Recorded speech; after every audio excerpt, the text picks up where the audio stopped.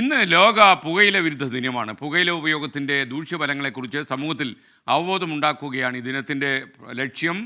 ലോകാരോഗ്യ സംഘടനയുടെ നേതൃത്വത്തിൽ എല്ലാ കൊല്ലവും മെയ് 31-ാം തീയതി പുകയില വിരുദ്ധ ദിനം ആചരിക്കുന്നു. ലോകത്ത് 8 ദശലക്ഷം പേർ പുകയില ഉപയോഗത്താൽ മരിക്കുന്നു. ഇതിൽ 12 ലക്ഷത്തോളം മരണം പാസീവ് സ്മോക്കിങ്ങിനെ തുടർന്നാണ്. പുകയില ശ്വാസകോശത്തെയും ശ്വസന വ്യവസ്ഥയെയും ബാധിക്കുന്നു. പുകയില ഉൽപ്പന്നങ്ങൾ കേരളത്തിൽ നിരോധിച്ചിട്ടുണ്ടെങ്കിലും സംസ്ഥാനത്ത് ദിവസേന പിടികൂടുന്ന പുകയില ഉൽപ്പന്നങ്ങളുടെ കണക്ക് ഞെട്ടിക്കുന്നതാണ്. എല്ലാ വർഷവും മെയ് 31 നമ്മൾ ലോക പുകയില വിരുദ്ധ ദിനമായി ആചരിക്കാറുണ്ട്. എന്തിനാണ് ഒരു ദിവസം ഇങ്ങനെ ലോക പുകയില വിരുദ്ധ ദിനമായി മാറ്റിവെച്ചിരിക്കുന്നത് എന്ന് ആലോചിച്ചിട്ടുണ്ടോ? പ്രധാനമായി 2 ലക്ഷ്യങ്ങളാണ് ഇതിനുള്ളത്.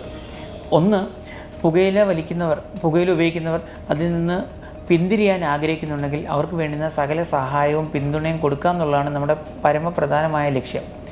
രണ്ടാമത്തെ ലക്ഷ്യം എന്ന് പറയുന്നത് പുകയില ഉപയോഗിക്കുന്ന കാരണമുള്ള ഭവിഷ്യത്തുകൾ അത് പൊതുസമൂഹത്തിന് പറഞ്ഞ് മനസ്സിലാക്കി കൊടുക്കുക, അവർക്ക് അതിനെപ്പറ്റിയൊരു ബോധം ഉണ്ടാക്കുക, ബോധ്യന്മാരാക്കുക എന്നുള്ളതാണ് ഇതിൻ്റെ രണ്ടാമത്തെ ലക്ഷ്യം.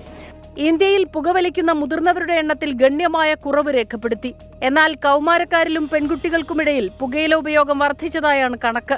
കേന്ദ്ര ആരോഗ്യ മന്ത്രാലയം പുറത്തുവിട്ട കണക്കിനനുസരിച്ച് 2009 മുതൽ 2019 വരെയുള്ള 10 വർഷ കാലയളവിൽ പുകയില ഉപയോഗിക്കുന്ന പെൺകുട്ടികളുടെ എണ്ണം 3.8% നിന്ന് 6.2% ഉയർന്നു. Research desk 24. വിധി ദിനത്തിൽ 24 മാജിക് ജൂൺ 4-ാം തീയതി ചൊവ്വാഴ്ച രാവിലെ 5 മണി മുതൽ 24-ൽ.